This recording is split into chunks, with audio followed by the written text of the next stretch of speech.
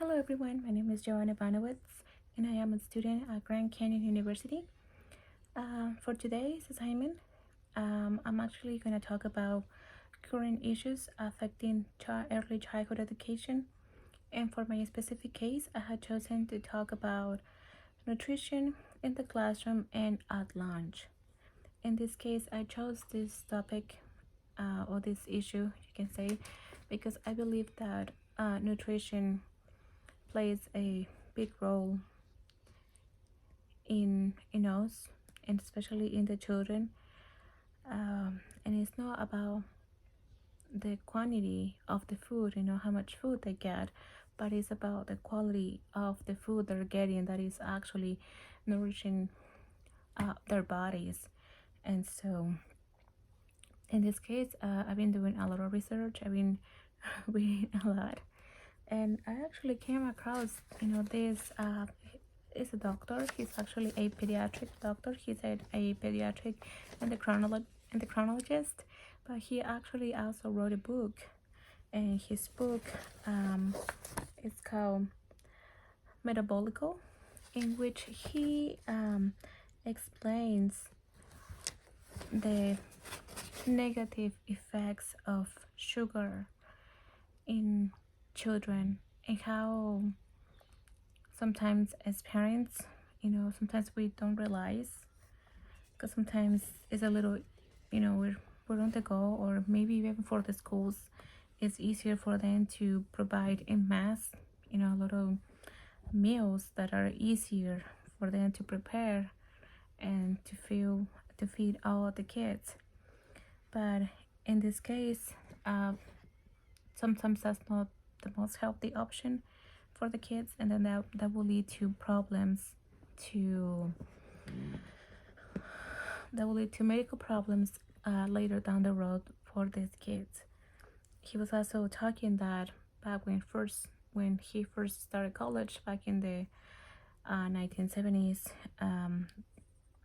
he says that it was very unusual to hear about children with type 2 diabetic. He said that that medical diagnosis was mainly given for older people, for the elderly, mainly for 60 and older. But nowadays it's so common, unfortunately, to have that for little kids as well. And as well as, fatty liver. Even little kids have that nowadays. And the consumption of fast food, processed food, and sugars not only affects their body with chronic diseases, such as some kids even have chronic constipation.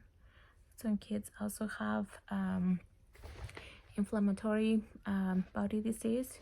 This is when their intestines are actually inflamed, or you can say swollen, their belly is swollen, and they feel this pain and discomfort that can actually also cause anemia, because their body their cannot absorb the actual nutrients of the food, because what they're eating doesn't really have nutrients, but sugars and saturated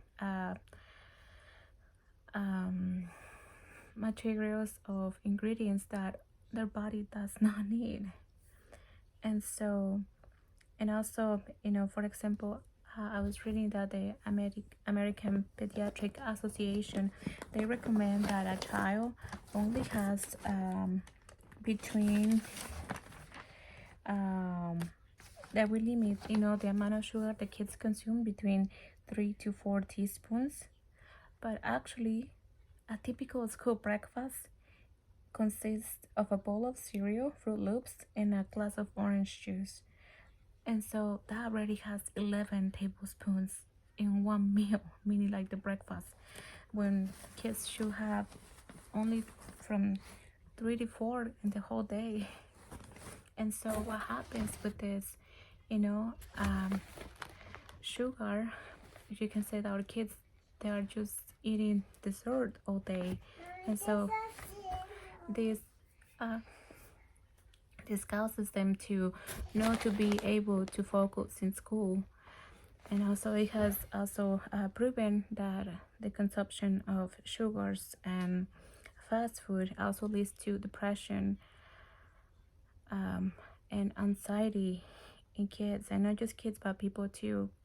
So for me, I would say that this is a call to prevent, to not to wait until we had to, go with a doctor because we have a discomfort in our body or because we're already having medical issues. This is a call of prevention that we as educators, we should definitely implement a nutritional curriculum in school, mainly in early childhood, so where we can teach the kids that they are more than just cereals, snack bars, gummies, goldfish, that they actually have fruits and vegetables that are that are good for them and for their bodies, and that can help them feel better, not just physically but mentally too.